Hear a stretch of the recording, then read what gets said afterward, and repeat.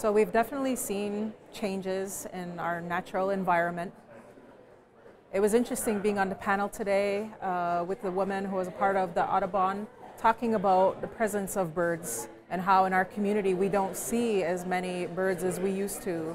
Definitely the waters, there's a number of things impacting our clean water, and the fact that some areas, we're worried about the erosion of water levels, what that means for the St. Lawrence and the Great Lakes.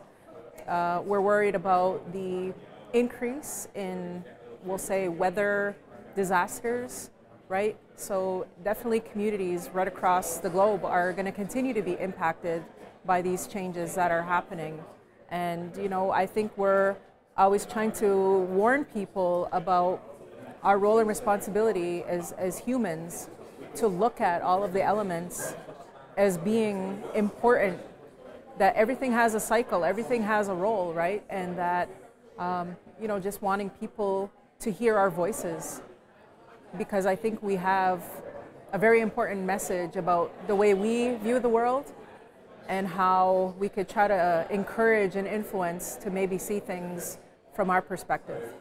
So I think the biggest issue that we face in the climate discussions is really not being listened to or given the opportunity to have these spaces where we could speak and give our input.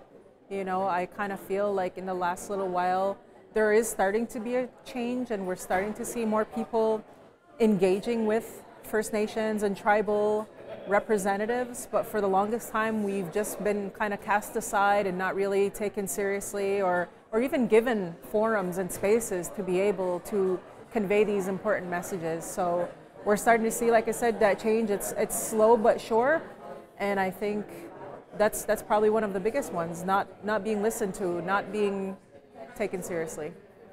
So we have this ceremony or thing that we do in our culture where we talk about the necessity for people to see different, to hear different, and to think differently. And right now, because we're at this precipice of being, in a crisis, we got to act now. And one of our biggest principles, I'll say, is about 7 generations thinking. Decisions that we make today, we have to take in mind all of those faces yet to come. So I feel like right now a lot of people kind of have an attitude of, no matter what I do, it's not gonna change anything. So I'm just gonna continue to live my life and not make the necessary changes, I guess, on an individual basis. But I think when we think about communities and when we think about states and provinces and when we think about countries, we do have a responsibility and we have to do something. Otherwise, what is the point of humanity, and what is the point of having children and grandchildren if this is the legacy we're going to leave for them? Inherit a world where it's destructed because of overconsumption, because of money and greed, and it just doesn't make sense. I mean, we have to put our perspectives in order, or our objectives in order of what's important. And I think we have to collectively make a decision to start saying, all right, we can, we will, and we must. Those were words I heard expressed by Jane Goodall at a David Suzuki Foundation just this year. So it seems like there's a lot of pockets of movement, but we got to continue on. We got to keep pushing. So we did have some representatives from my community, a youth delegation that attended the one that was in Egypt. I believe it was COP26.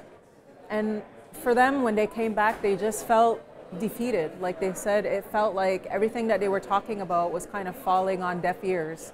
And 2 years later, they don't really see any real substantial movement to some of the commitments that were made at that. So I think this time around, what's going to make it successful is really taking action. I mean, words are just that, right? So I think following up, being sincere, being impeccable and true to their word about things that they're going to do, whether, like I said, it's in countries, that's where it has to start. And we've got to continue this move away from fossil fuels and finding other, renewable sources of energy and things that, it's a whole different mind shift, I'll say, and we gotta do it together. So hopefully we'll see some successes coming out of it. The time is now.